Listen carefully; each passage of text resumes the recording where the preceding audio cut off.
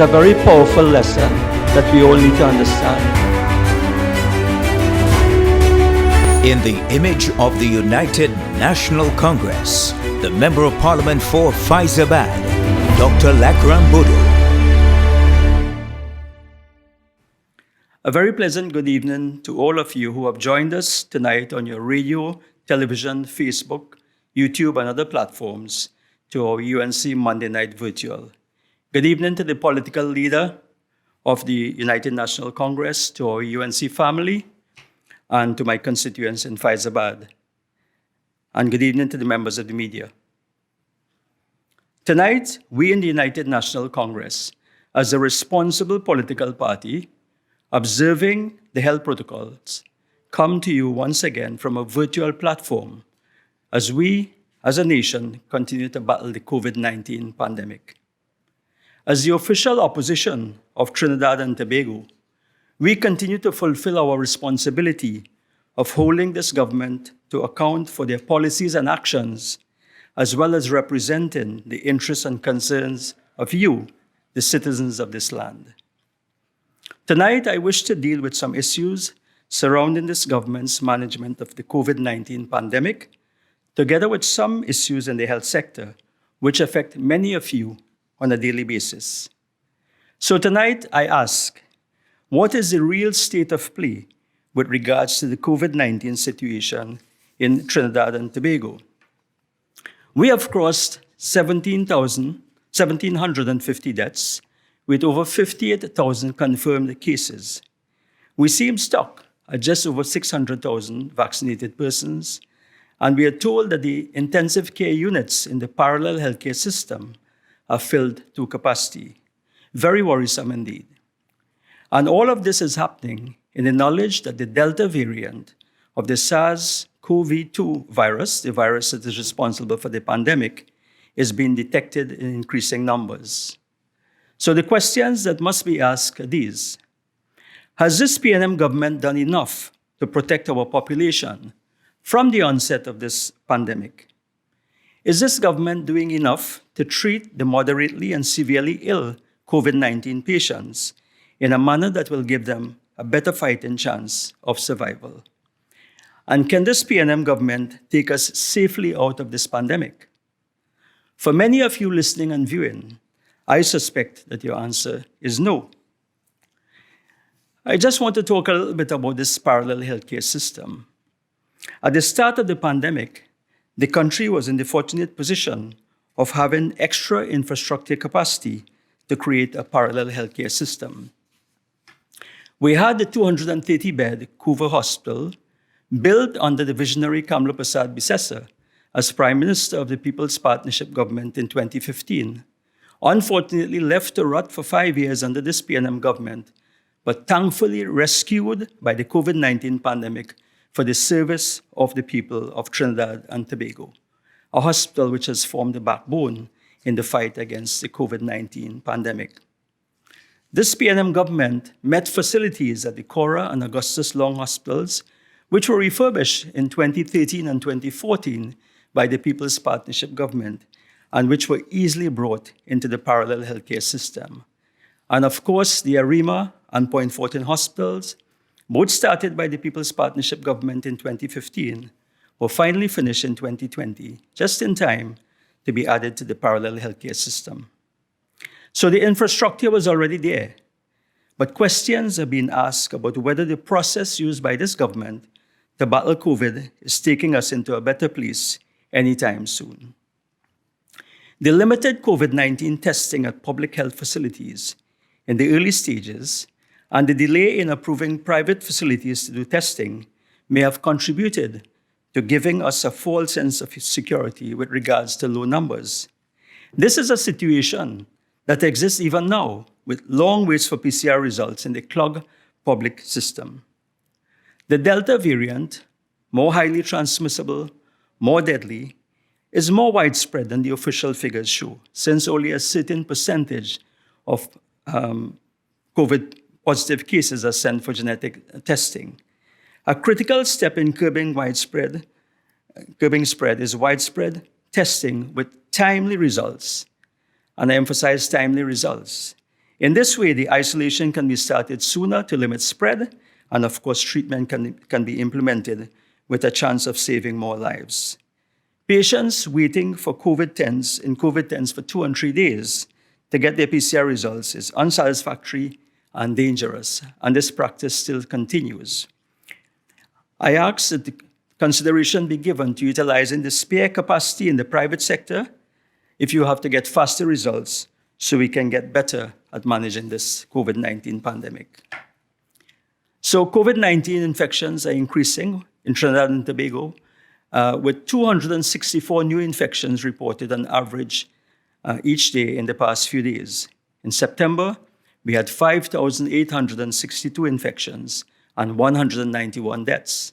In October, we had 6,330 infections and 206 deaths. We have already had 68 deaths in the first 6 days of November.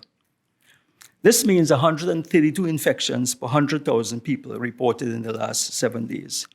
This is a worrisome statistic, as it represents 49% of the peak that occurred in May of this year, which was the highest daily average reported. The difference here, however, is that we are in a different and more worrisome situation at this time with the presence of the Delta variant and the shortage of ICU beds, as announced by the Ministry of Health officials last week. Our death rate continues to be worrisome, with many wondering whether the government is providing enough support to our hard-working healthcare professionals to enable them to save more lives. At this point, I would like to thank all our hard-working healthcare professionals and other frontline workers who continue to give human service to Trinidad and Tobago. The death rate per 100,000 population in Trinidad and Tobago stands at 125, compared to 77 in Jamaica and 59 in Barbados. Many believe that our death rate is high compared to other countries with similar healthcare resources and facilities. I look forward to an opportunity in the very near future to examine this government's management of the COVID-19 pandemic. In the meantime, I urge that everything possible that needs to be done continues to be done. Now, we are told that many of these persons have comorbidities and are unvaccinated.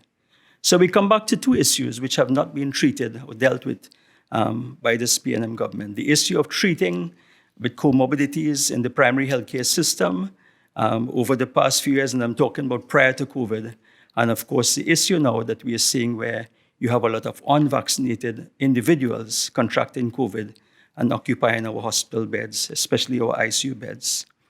I will not go into the government's bungled handling of the vaccine procurement, but let us just examine briefly the reasons why that now there are enough vaccines and there are more vaccines arriving. Just yesterday, we saw the arrival of another 100,000 Johnson & Johnson vaccines to our shores. Why it is that this government is having difficulty getting more vaccines, getting more persons to take vaccines. But before I go further, I want to call upon all of you who are yet to be vaccinated to get advice from your doctors and other healthcare professionals, but to get vaccinated as soon as possible. Because, and I'm saying this as a medical professional, because there are very few of us who have a good medical reason to not get vaccinated.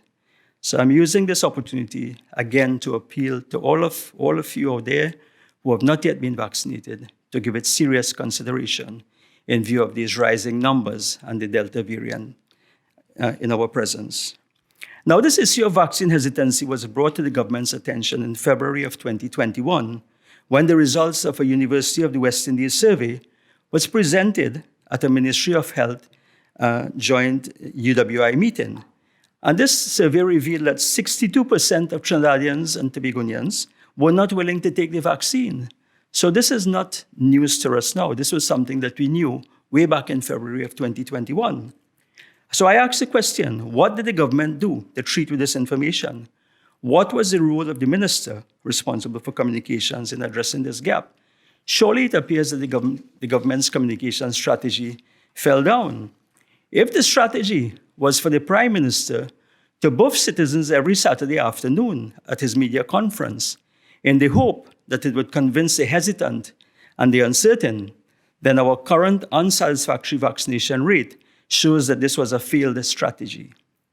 The fake news, the false information, and the unbalanced narratives by many social media pseudoscientists need to be debunked by the government in a more effective way. And the government needs to reach out to persons more directly in their communities and other groupings if we are to move forward from the current unsatisfactory just over 44% to our desired vaccination target. So widespread vaccination remains our most powerful tool in this battle against the pandemic. But what about those who are in our hospitals? Are they getting the best care? And I just want to spend a minute or two addressing this.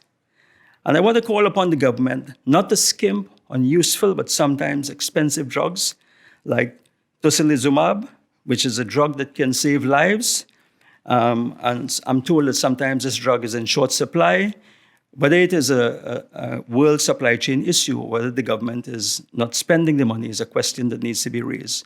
But again, we have to ensure that for those unfortunate ones who are in the hospitals, that every facility is provided to them. And speaking of getting the best for our population, Merck, a well-known pharmaceutical firm, has announced a new drug. This drug goes by the name of molnupiravir, and it's the first oral antiviral medicine to treat COVID-19. This drug, another milestone in the world's fight against COVID-19, has just been approved for use in Britain and is awaiting approval in the USA and other countries. Last month, the interim results of a trial showed that COVID-19 patients were 50% less likely to be hospitalized or to die if this oral antiviral was taken in the first 5 days after symptoms. So in our situation where we have so many unvaccinated and our hospital beds are filled, this drug has the potential to serve a very useful purpose. As expected, sales of this drug are already quite brisk. Britain has secured 480,000 courses of this drug, and many other countries have secured deals or are in the process of doing so. The drug will be used to treat patients who have not been vaccinated or to treat those who remain at high risk despite being vaccinated and have gotten breakthrough infections. It will simplify treatment because it is a tablet and it can be taken at home in many instances.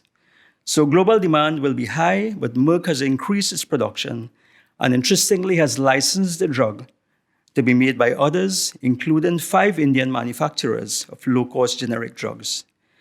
The company is setting aside 3 million of the 10 million courses it expects to produce in 2021 for low and middle income countries, and is trying to make it both available and affordable for lower income countries. I expect that this government would have already taken note and started negotiations to have this drug available to our population when it gets the required regulatory approvals. If they have not done so, I call upon them to initiate the process. We do not want to be last in the queue, as happened with our vaccine procurement process. Our population deserves better this time. But with this government, one never knows. We will just have to wait and see.